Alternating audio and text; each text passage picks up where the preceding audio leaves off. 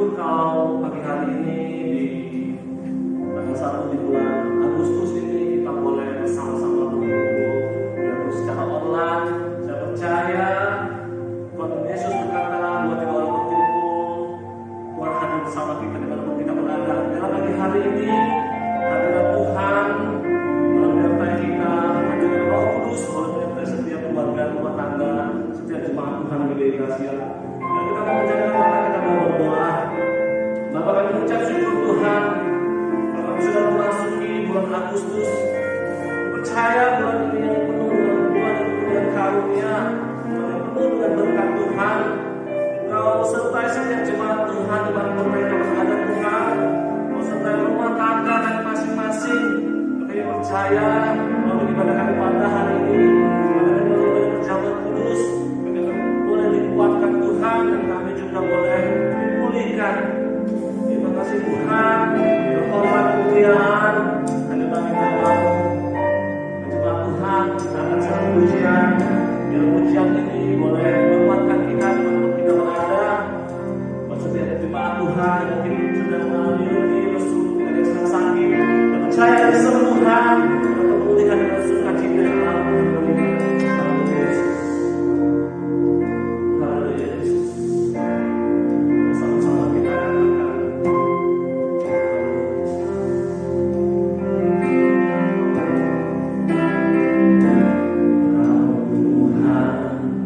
Yang selamatkanku, terima kasih Yesus.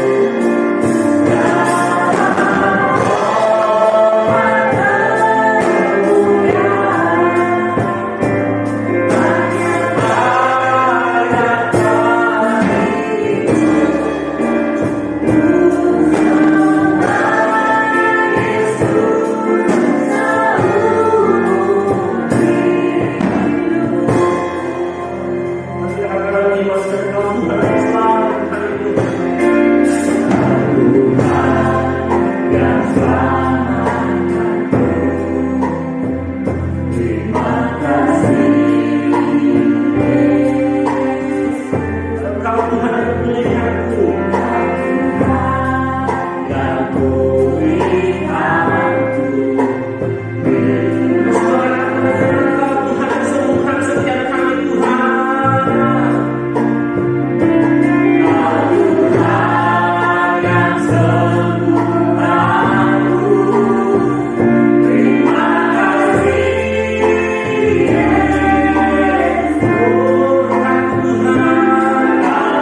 pujian.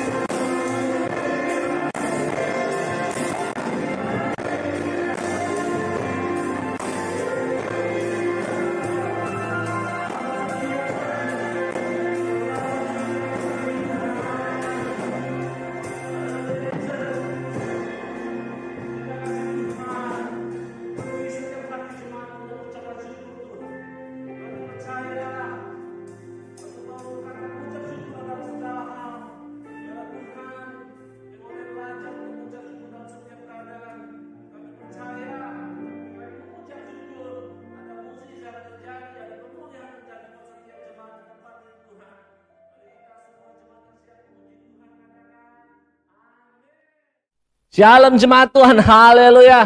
Saya percaya ada kuasa dalam setiap pujian kita, amin. Kita punya Allah yang luar biasa, yeay. Kita percaya Allah kita dahsyat, Yesus dahsyat, yeay. Haleluya. Haleluya.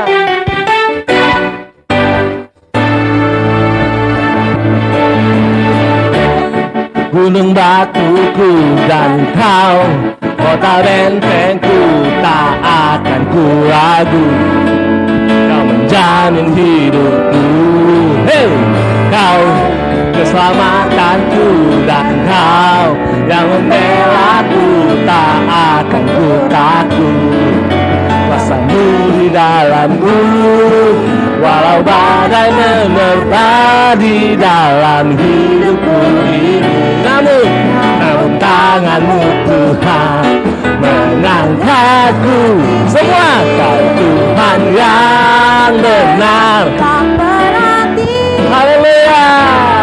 Dahulu sekarang selamanya, janji-Mu tak berubah. Kau Alfa dan Omega, awal dan akhir. Semesta alam memuja Engkau Tuhan yang benar. Haleluya. Kita punya Allah yang besar. Hey. Kita punya Allah yang dahsyat. Mari semua kita sama-sama katakan. Hey. Kau gunung batuku dan kau kota bentengku, tak akan ku ragu. Kau menjamin hidup dengan kau keselamatanku dan kau yang membelaku, tak akan ku takut. Walau badai menerpa di dalam hidupku, hey! Namun tangan-Mu Tuhan mengangkatku tinggi. Tuhan yang benar. Dahulu sekarang selamanya, janji-Mu tak berubah.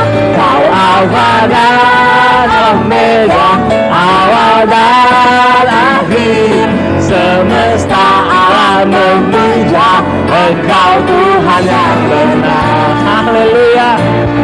Mari kita katakan perkataan iman pagi hari ini. Kita punya Yesus yang besar. Haleluya. Walaupun apapun yang terjadi, kita percaya kita akan lewati badai bersama dengan Yesus. Haleluya. Walau badai menerpa di dalam hidupku ini, namun tangan-Mu Tuhan mengangkatku. Semua Kau Tuhan yang benar. Hey! Dahulu sekarang selamanya, janji-Mu tak berubah. Kau Alfa dan Omega, awal dan akhir. Semesta alam memuja Engkau Tuhan.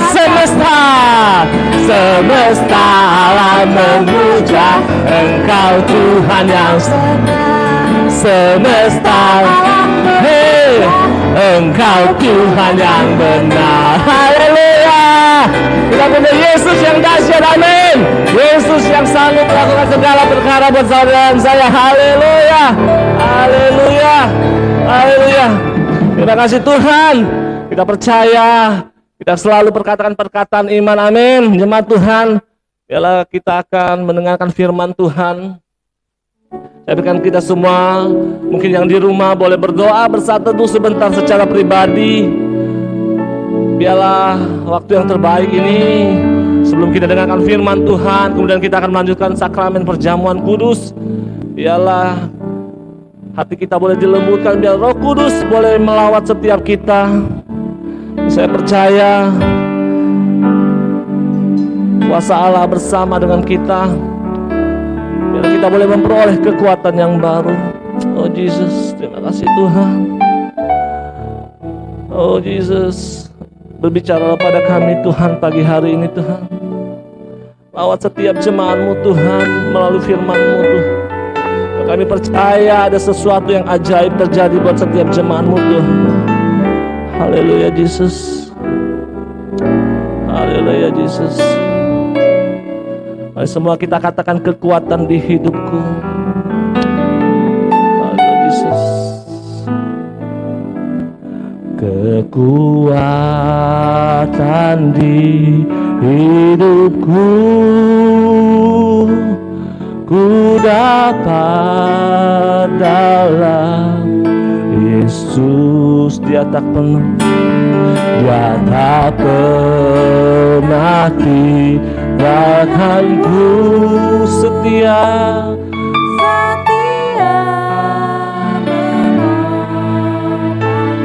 berseru berharap dalam Yesus. Mari semua katakan dengan lembut, kekuatan di hidupku, kekuatan di hidupku, ku dapat dalam Yesus. Dia tak pernah tinggalkanku, setia menolong. Mari semua kita berseru pagi hari ini, berseru. Dan pagi hari ini kita bangkitkan iman kita dengan ajaib Kau Tuhan. Ajaib Kau Tuhan, penuh kuasa, sanggup pulihkan keadaanmu. Dalam tangan-Mu seluruh hidupku tak akan goyah. Saudara, bila kita mau bersatu hati, kita angkat tangan kita katakan dengan iman. Ajaib Kau Tuhan, penuh kuasa, sanggup pulihkan keadaan. Oh Jesus, dalam tangan-Mu seluruh hidupku tak akan goyah. Semua jemaat Tuhan dimana. Haleluya Jesus, Engkau Allah yang ajaib. Haleluya Jesus. Oh Jesus, terima kasih Tuhan. Haleluya Jesus. Haleluya Jesus. Kami percaya Engkau Allah yang ajaib Tuhan. Engkau Allah yang penuh dengan mukjizat. Haleluya Jesus. Shalom saudara. Saat yang indah kita mau bersama-sama belajar kebenaran firman Tuhan. Kita buka di dalam Mazmur pertama, Mazmur yang ketiga, ayat yang pertama sampai ayat yang ke-9. Mazmur Daud. Ketika ia lari dari Absalom, anaknya, ya Tuhan, betapa banyak lawanku. Banyak orang yang bangkit menyerang aku. Banyak orang yang berkata tentang aku, baginya tidak ada pertolongan daripada Allah. Selah. Tetapi Engkau Tuhan adalah perisai dan perlindungan aku. Engkaulah yang memuliakanku dan mengangkat kepalaku. Dengan nyaring aku berseru kepada Tuhan, dan Ia menjawab aku dari gunungnya yang kudus. Selah. Aku membaringkan diri, lalu tidur. Aku bangun sebab Tuhan menopang aku. Ayat yang ke-7. Aku tidak takut kepada puluhan ribu orang yang siap mengepung aku. Bangkitlah Tuhan, tolonglah aku, ya Tuhan Allahku. Ya, engkau telah memukul rahang semua musuhku dan mematahkan gigi orang fasik. Dari Tuhan datang pertolongan, berkat-Mu atas umat-Mu. Selah. Kita lihat bahwa setiap manusia atau tidak ada seorang pun manusia yang tidak pernah mengalami masalah. Karena itu saudaraku, ada orang bijak berkata, hidup adalah sebuah misteri. Sebab engkau tidak akan tahu kemana dia akan membawa engkau. Ada satu kisah. Ada seorang yang bernama Amir, seorang buruh bangunan di kota Jawa Tengah. Pada masa libur lebaran tahun 2019, ia membonceng anak dan istrinya dengan sepeda motor. Di tengah perjalanan, ada sebuah mobil yang dalam keadaan kecepatan tinggi berada di depannya. Dan saat itu ia mengerem dengan mendadak. Maka tidak mungkin akan dapat terhindar, maka kecelakaan pun terjadi. Istri dan anaknya terpental.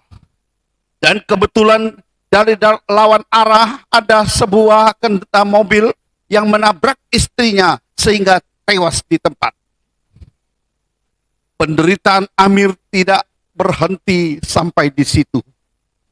Seminggu kemudian, waktu Amir mau mengambil motornya di kantor polisi, Amir malah ditangkap dan ditahan. Amir dituduh lalai sehingga menyebabkan istrinya meninggal. Ternyata milik mobil yang menabrak adalah orang yang sangat berpengaruh. Untuk menghindari hukuman, Amir orang kecil itu pun menjadi korban. Dalam waktu singkat, hidup Amir berubah total. Kehilangan istri, di penjara, anak yang masih kecil mengalami stres. Tentu ini tidak pernah terbayangkan oleh siapapun. Badai kehidupan tentu bisa dialami oleh semua orang tanpa kecuali. Ada yang berkata, semakin lama kita hidup, semakin besar kemungkinan kita menghadapi badai kehidupan. Tiba-tiba ditinggalkan pasangan kekasih yang tercinta. Di PHK, didiagnosis kanker. Apakah yang harus kita lakukan dalam keadaan dan kejadian yang menimpa kita pada saat seperti itu? Mari kita belajar kepada Daud. Ketika Daud mengalami badai hidup, apa yang ia perbuat? Pada kenyataannya, tidak ada seorang pun yang kebal terhadap badai kehidupan. Tak terkecuali berapapun besar kuasanya, kedudukannya setinggi apapun, namanya sebesar apapun, atau dekat dengan Tuhan sekalipun seperti Daud, ia juga pernah mengalami krisis dalam kehidupan. Di dalam Mazmur 3 ini merupakan suatu ungkapan isi hati Daud saat ia harus meninggalkan semua kenyamanan hidupnya serta tiba-tiba akibat penganiayaan anak kandungnya, pengkhianatan anak kandungnya sendiri, yaitu Absalom. Ketika Daud memimpin pengikut-pengikutnya keluar dari istana, ia sangat merasa lelah, membayangkan bagaimana penderitaan hidup yang dikejar-kejar seperti pada masa mudanya. Daud merasa sangat terpukul sampai ia berkata, di dalam 2 Samuel pasal yang ke 2 Samuel 17 ayat yang ke-8 bagian C, saudaraku yang kekasih, di sana dikatakan demikian. Sakit hati seperti beruang yang kehilangan anak di padang.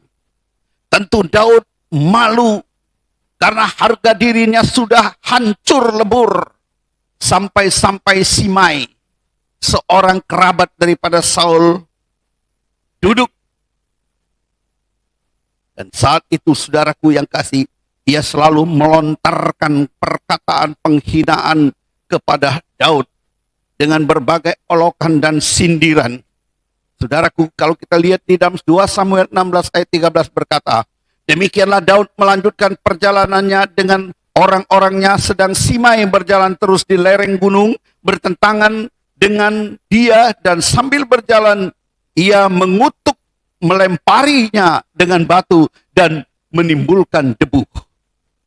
Simei, anak kerabat daripada Saul ini, saudaraku yang kasih, ia mengikuti perjalanan Daud keluar daripada kerajaan atau bentengnya. Saudaraku, pada saat perjalanan di mana Daud dilempari dengan kutukan, dilempari dengan batu, tetapi apa tindakan Daud? Daud menulis di dalam Mazmur 3 ayat yang ketiga berkata, banyak orang yang berkata tentang aku, baginya tidak ada lagi pertolongan daripada Allah. Seolah-olah orang berkata Daud tidak diperhatikan oleh Allah lagi. Karena apa? Karena seorang pelayan Tuhan, seorang yang raja yang takut akan Tuhan, justru ia diperolok-olok dan ia menghadapi berbagai problema di dalam kehidupan. Namun, yang ketiga, bagaimana keadaan kita saat kita mengalami badai kehidupan. Tentu seperti itu juga kita rasakan. Ketika menghadapi badai kehidupan yang tiba-tiba kita kaget, kita malu, kita kecewa, kita marah, bahkan kita putus asa. Ada seorang pakar biblika yang diakui oleh dunia. Namun siapa sangka ia pernah mengalami badai kehidupan yang sangat berat di dalam kehidupannya. Di sedang puncak pelayanannya sebagai seorang hamba Tuhan, istrinya selingkuh dengan teman baiknya sendiri. Sudah diadakan berbagai mediasi, sudah diadakan berbagai pertemuan dengan bujukan perkataan apapun untuk istrinya itu kembali. Ternyata segala usahanya itu gagal. Sampai pada akhirnya istrinya menceraikan dia dan lari bersama selingkuhannya ke suatu negara yang lain dan membawa seluruh hartanya. Bahkan di kantongnya hanya tinggal $10. Sampai-sampai ia berpikir dan berkata, Tuhan, selama ini saya setia melayani panggilan-Mu. Seperti inikah harus harga yang harus kubayar? Rasanya saya tidak sanggup. Dia sangat mencintai istrinya. Waktu krisis terjadi, ia baru diterima menjadi seorang mahasiswa program doktoral di sebuah universitas terkenal dan bergengsi. Tetapi dalam kondisi kehidupan dengan kekayaan hanya tinggal $10, apakah mungkin semua ini dapat diteruskan? Orang di sekitarnya menambah beban semakin berat dan berkata, engkau mungkin selingkuh. Engkau mungkin atau istrimu selingkuh kalau tidak ada sebab. Mereka katakan lagi kalau menikah hancur pasti ada kesalahan kedua pihak. Semua ini bisa terjadi pada kita saat kita membutuhkan dukungan, justru bukan dukungan tetapi rekan-rekan seiman, keluarga seiman malah menambah beratnya tekanan-tekanan di dalam kehidupan ini. Apa yang harus kita lakukan? Yang keempat, bagaimana Daud mengadakan atau melakukan, mengambil sikap di dalam pengalaman hidupnya. Kita perhatikan saudara, ternyata Daud adalah saat ia menghadapi masalah, menghadapi pergumulan dan badai hidup itu, ia lari di bawah kaki Tuhan dan ia menyerahkan sepenuhnya kepada Tuhan. Dan ia tahu hanya Tuhan yang sanggup menolong dia. Pernahkah kita bayangkan kemungkinan apa yang bisa kita kerjakan saat badai kehidupan tiba-tiba datang? Kemungkinan putus asa, depresi, tidak keluar rumah, mencari jalan instan atau jalan pintas dan lain-lain. Ketika persaingan produk, banyak yang berpikir bisa menipu konsumen dengan mengurangi mutu produk. Apakah hal tersebut menyelesaikan permasalahan? Ternyata tidak. Bahkan tambah rumit. Mari kita belajar kepada Daud.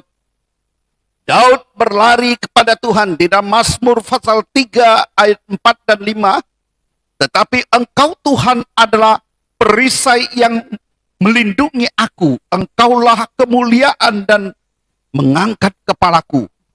Dengan nyaring aku berseru kepada Tuhan. Dan ia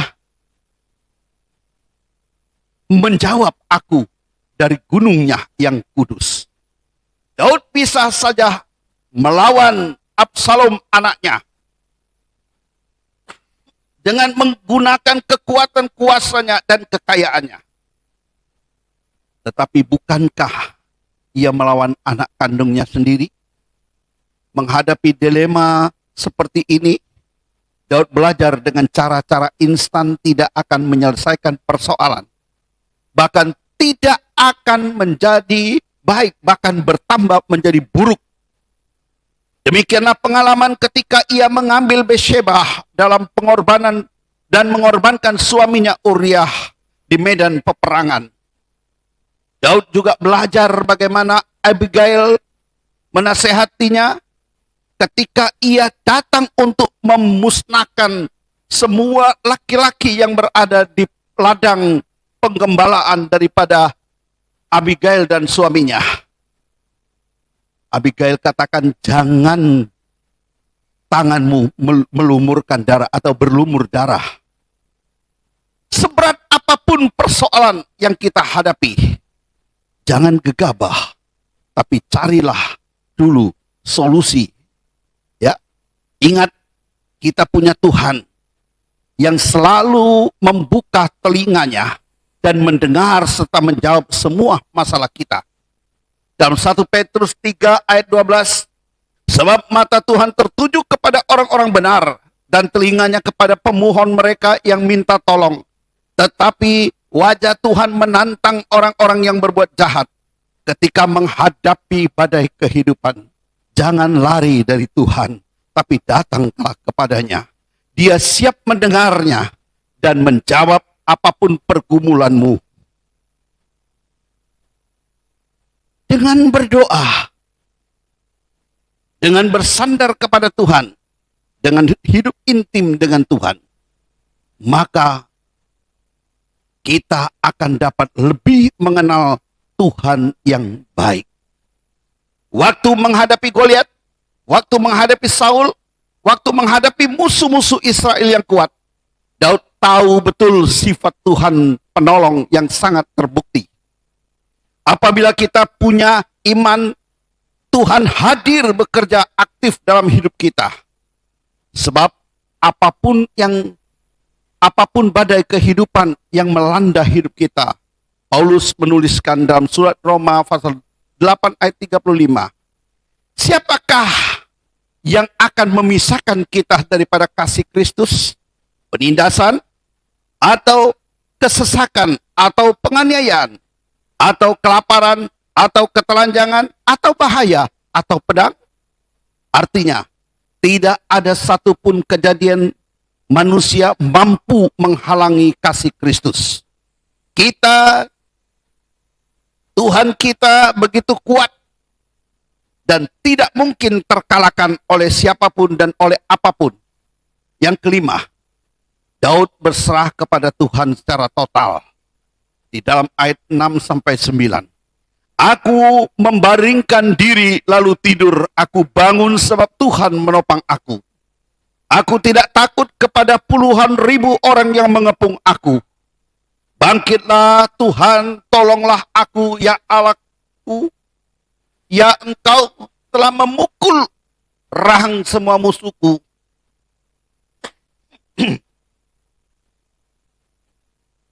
Dan mematahkan giginya oleh orang-orang fasik. Dan Tuhan tolong berkat-Mu atas umat-Mu. Selah. Begitu banyak orang Kristen tenggelam dan terpuruk ketika sudah berdoa berkali-kali. Mengapa? Kita lupa menyerahkan masalah kita kepada Tuhan.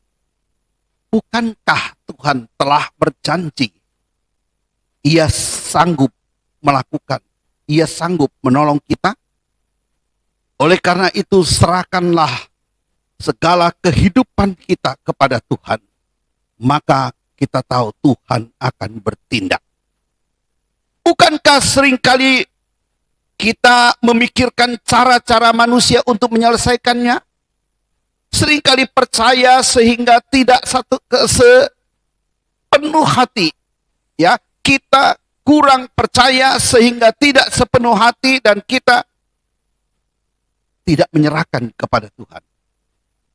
Apakah kita tidak boleh berusaha? Justru berusaha merupakan satu bukti bahwa kita punya Allah yang sanggup memberikan jalan keluar bagi kita. 2 Samuel 15 ayat 32 sampai 37. Daud tetap menjalankan strateginya. Ia mengirimkan Husai kepada Absalom, namun Daud tidak menggantungkan programnya, tetapi menyerahkan kepada Tuhan. Dari situ kita melihat bahwa pertolongan Tuhan sangat nyata. Tuhan bekerja, bukan Daud, bukan Usai, tetapi karena Daud menyerahkan sepenuhnya kepada Tuhan. Saudaraku yang kukasihi, mendekat Tuhan mengubah cara pandang kita. Apa yang kemudian dialami Daud? Sekalipun masalah belum berakhir, Daud sudah dapat merasakan kemenangan. Demikian juga kita diet dalam merasakan ketenangan dan sama sekali mengikuti teladan daripada Allah. Sungguh-sungguh mengikut teladan Allah. Roh Kudus sanggup mengubah serta cara kita memandang sesuatu yang ia merasa tidak mustahil, ternyata masih ada harapan. Dunia berkata tidak mungkin, tetapi masih ada secercah sinar yang menerangi kehidupan setiap kita yang percaya. Ternyata Tuhan kita adalah penolong yang sangat terbukti. Jemaat yang kukasihi, mari kita mau merenungkan kebenaran firman Tuhan ini. Karena kita tahu bahwa hanya lewat doa, penyerahan kepada Tuhan, itulah jawaban atas setiap pergumulan hidup kita. Saya mengundang leader, singers untuk naik ke atas panggung dan mimbar. Kita mau bersama-sama memuliakan Tuhan dan kita mau masuk di dalam perjamuan kudus. Mari jemaat yang kukasihi, kita mau masuk di dalam perjamuan kudus. Kita buka roti perjamuan dan kita mau bersama-sama berdiri di hadapan Tuhan. Kita angkat roti mengatasi kepala kita. Sebelum kita makan, dengar baik-baik firman Tuhan.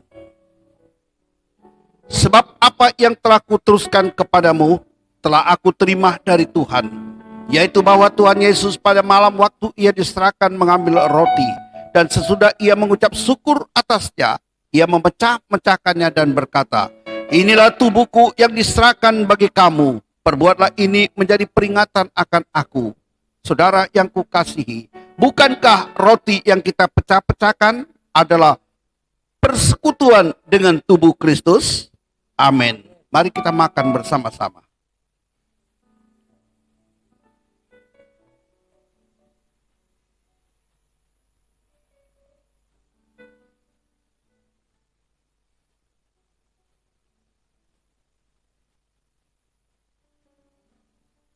Mari kita angkat anggur,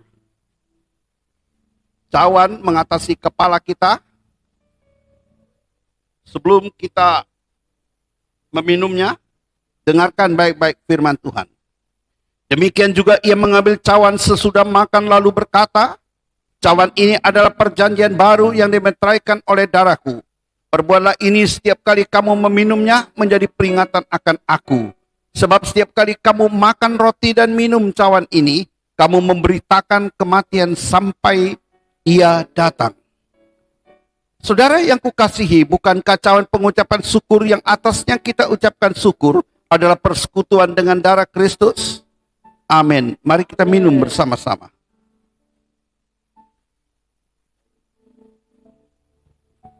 Sukacitaku penuh, ku bermazmur bagimu, karena ku tahu ku ditebus oleh curahan darahmu. Menari bagimu, memuji namamu, karena ku tahu ku berkemenangan oleh curahan darahmu. Katakan darahmu Yesus. Darahmu Yesus sucikan daku, darahmu Yesus bebaskanku, darahmu Yesus ubahkan daku, ku dijadikan baru. Mari kita mau bersama-sama berdoa. Segala pujian, syukur, hormat, dan terima kasih kepadamu Tuhan, Bapa pencipta langit dan bumi, di mana Tuhan Engkau telah memimpin ibadah pada pagi hari ini, dari awal sampai akhir dengan baik. Kami berdoa pada pagi hari ini, biarlah Tuhan Engkau berkati seluruh umat-Mu dan jemaat-Mu, baik mereka yang berada di tempat ini maupun di rumah masing-masing. Tuhan, kami juga berdoa untuk saudara-saudara kami yang sedang mengalami penderitaan, yang sedang sakit. Kami mohon oleh bilur-bilur Tuhan, Tuhan sembuhkan dengan sempurna.